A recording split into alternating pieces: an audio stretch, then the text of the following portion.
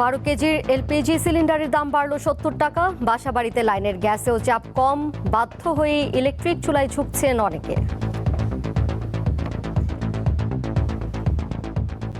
15 দিনের উপর হবে আমাদের গ্যাস থাকেই না টোটাল। আমাদের এই যে বিদ্যুতের কারেন্ট বিলও দিতে হয়। গ্যাসই নেই, চুলায় জ্বলে না। আমাদের মতন মধ্যবিত্ত পরিবারে খাবার কিনে খাইতেও সমস্যা। সাবেক আইজিপি বেনজিরের জামিন বাতিলে দুবাই ল ফার্ম নিয়োগ করেছে সরকার। দ্রুত তাকে দেশে ফিরিয়ে আনার প্রত্যাশা স্বরাষ্ট্রমন্ত্রীর।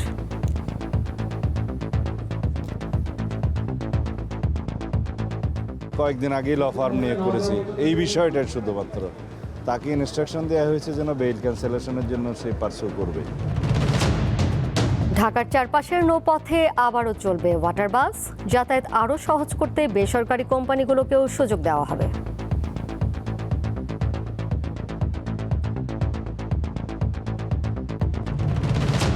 হুতি বিদ্রোহীদের ঠেকাতেই সৌদি সামরিক জোটে বাংলাদেশ।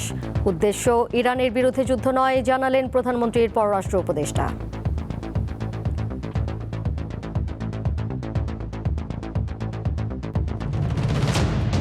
হামাসের নিরস্ত্রীকরণ ও ইসরায়েলের সেনা প্রত্যাহার নিয়ে শঙ্কা। গাজা নিয়ে ট্রাম্পের বোর্ড অফ পিসের পরিকল্পনা বাস্তবায়ন অনিশ্চিত।